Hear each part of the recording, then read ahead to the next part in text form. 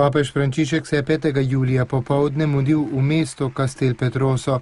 Tu je na trgu pred cerkvijo posvečeno žalostni Materi Božji potekalo srečanje z mladimi iz škofij dežel Abruzzo in Molise. Sveti oče se je ob prihodu najprej zadržal v molitvi v cerkvi, zatem pa se je na trgu pridružil množici mladih.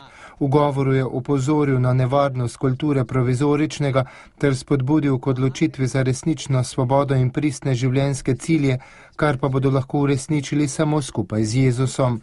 Navdušenje in praznično ozračje, ki ju znate ustvariti, sta nalezljiva, je začel papež, nato pa spregovoril o mladih, ki so odprti za upanje in želijo polnost, želijo dati smisel svoji prihodnosti in svojemu celotnemu življenju, želijo zaslutiti hojo, ki je za vsakega najbolj primerna, ter izbrati pot, ki jim bo prinesla vedrino in človeško uresničitev.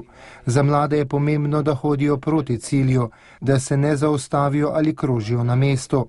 Mladi po eni strani iščejo to, kar zares šteje, kar ostaja trdno v času in je dokončno.